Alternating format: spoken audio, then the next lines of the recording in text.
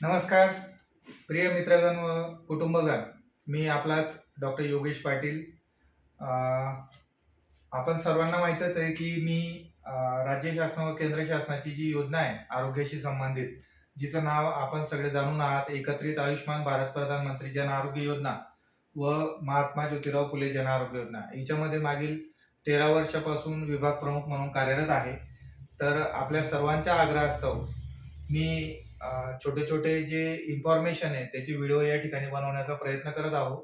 तर हा माझा पहिला व्हिडिओ आहे, ज्याच्यात आपण सध्याचा जो ज्वलंत प्रश्न आहे प्रत्येकाचा, जो मला येतो दिवसभरात, आम्हाला जे फोन येतात, त्याच्यात आहे की आमचं आयुष्मान कार्ड कसं बनवायचं.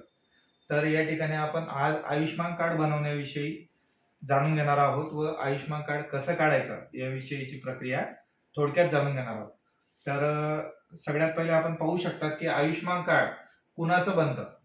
ज्यांचं वय 70 वर्षाच्या खाली आहे त्या लोकांचं आयुष्मान कार्ड बनतं व ज्या लोकांचं वय 70 किंवा 70च्या वर आहे त्यांच्यासाठी शासनाने वयवंदना कार्ड काढण्याचं प्रावधान या ठिकाणी केलेलं आहे. तर लक्षात घ्या, आयुष्मान कार्ड आणि वयवंदना कार्ड हे दोघं काढायचे असतात.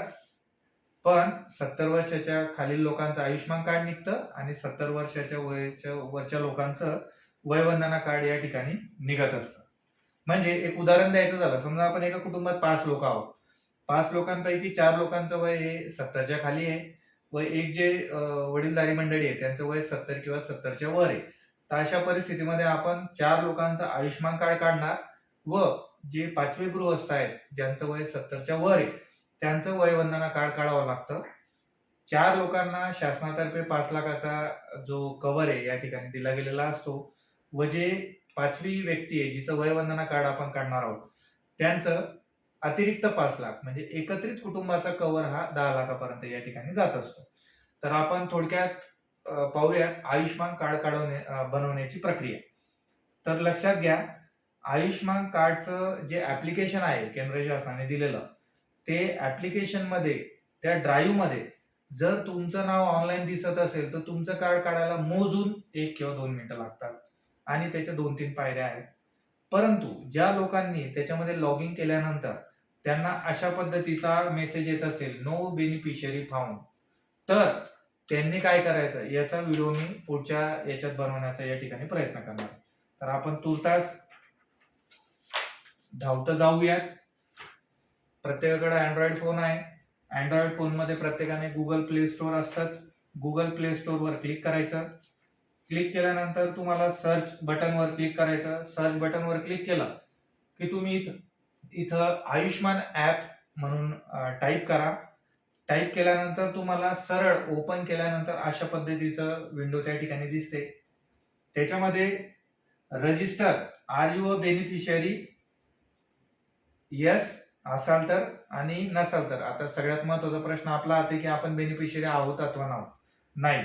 तर मी इथं सांगू इच्छितो की आज रोजी महाराष्ट्रात राहणारा प्रत्येक नागरिक, ज्याच्याकडं व्हाईट रेशन कार्ड असो, केशरी असो, अंत्योदय असो, अन्नपूर्णा असो, पिवळं रेशन कार्ड असो, कोणतंही रेशन कार्ड असेल तर तो या योजनेचा लाभार्थी आहे. हे सगळ्यांनी आग्रहाने लक्षात घ्यायचं.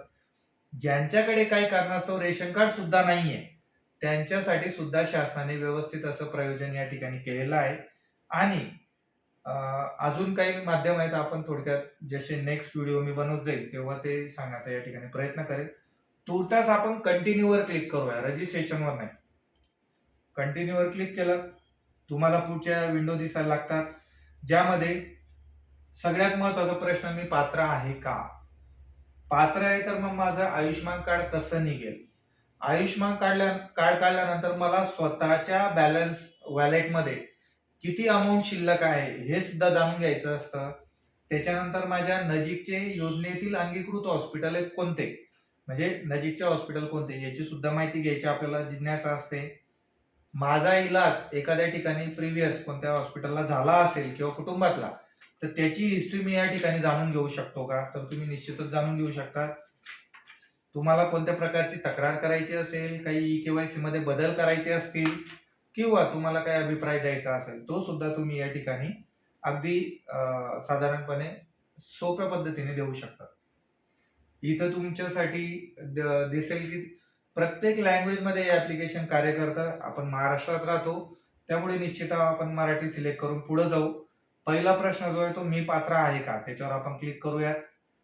M I eligible. तुम्ही पाहू शकतात की आपल्याला राज्य सिलेक्ट करायचं आहे. राज्य या ठिकाणी आपण महाराष्ट्र सिलेक्ट केलं. आधार नंबर प्रत्येकाचा असतो, ज्याच्याशी मोबाईल नंबर संलग्नित असतो. नसेल तर तो आपण करून घ्यायचा आहे तर आधार नंबर टाका. आधार नंबर टाकल्यानंतर चेक इलिजिबिलिटीवर आपण क्लिक करा. केल्यानंतर जर तुम्हाला असा डायलॉग किंवा असा पॉपअप त्या ठिकाणी दिसला, ज्याच्यात उल्लेख आहे beneficiary found in the existing ABPMJY database, तर याचा अर्थ तुमचं नाव आयुष्मानच्या ड्राईव्ह मध्ये आहे.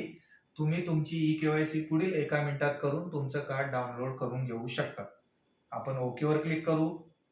ओकेवर क्लिक केल्यानंतर तुम्हाला तुमचं माहिती या ठिकाणी दिसायला लागते, ज्याच्यामध्ये तुमचा फोटो, तुमचं पूर्ण नाव, बाकी इतर जी माहिती आहे ती दिसायला लागेल.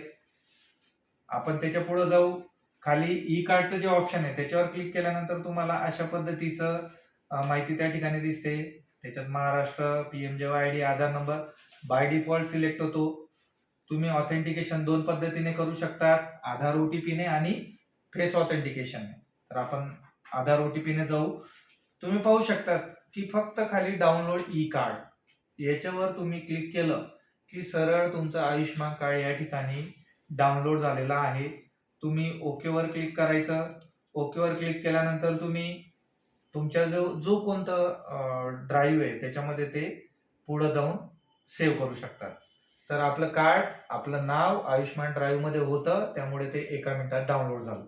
थोडक्यात आपला पुढचा प्रश्न जो असतो, ज्याच्यात तुम्ही म्हणतात की आमच्या अकाउंटला बॅलन्स किती आहे, तर तो पण आपण व्हॅलिड बॅलन्सवर जर क्लिक केलं तर तुम्ही पाहू शकतात सध्या अमाऊंट किती कंझ्युम झाली आहे व अवेलेबल किती आहे आणि टोटल कव्हर किती.